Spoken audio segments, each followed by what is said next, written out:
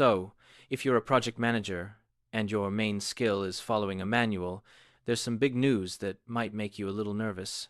It looks like the PMP exam is getting a massive overhaul starting in July 2026.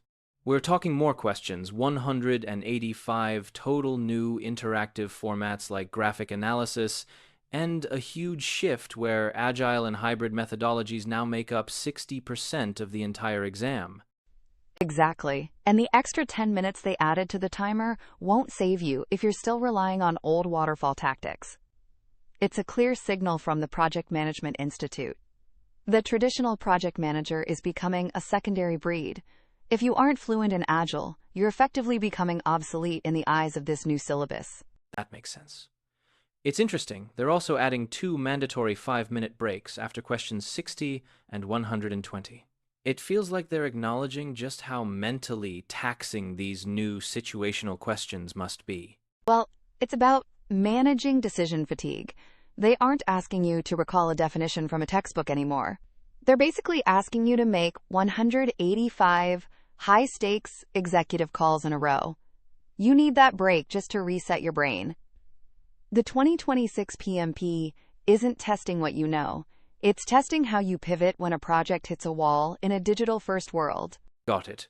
So the structure is tougher and faster, but the real meat of the change seems to lie in what they are actually asking you to manage now. That's the core of it. The weighted shift here is the real story. The business environment section has tripled in importance, jumping from just 8% to a massive 26%. They've cut back on memorizing processes to focus on high-level concepts like ESG compliance, financial alignment, and organizational governance. Right. It's a pivot from technical execution to strategic value. It's no longer enough to just finish the project on time and on budget.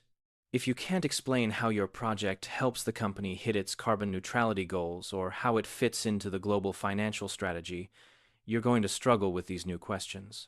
In the old exam, the company's strategy was the why behind the scenes. In 2026, it's the what you're being tested on. Exactly. It sounds like the project manager is finally being pulled out of the basement and into the boardroom, which brings us to the most modern addition to their toolkit, artificial intelligence. We have to talk about these frontier topics, AI and ESG. The new exam explicitly tests how you might use AI for things like resource allocation and risk prediction.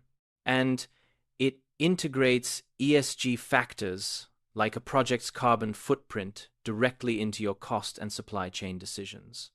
This is the most real-world update I've seen them make. A modern PM is far more likely to be asked about a green supply chain than some obscure detail on a Gantt chart. One of the aha moments in the new prep material is literally a question like, how do you use AI models to find risks you can't even see?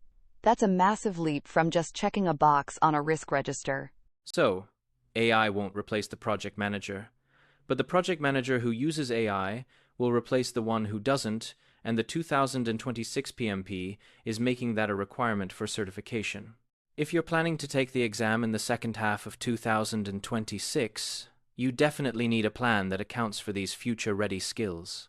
For anyone planning their schedule, that July 2026 cutoff is the big date. And the recommended strategy is a 4 to 6 month lead time, starting with the 8th edition of the PMBOK guide. The key is to weaken your focus on memorizing processes and really strengthen your ability to choose the right methodology for any given situation. That makes sense. Stop memorizing the inputs and outputs and start practicing the if-then scenarios. Absolutely. And don't ignore the official PMI study hall updates, especially those coming in April 2026. The whole exam is shifting from testing best practices to situational adaptation.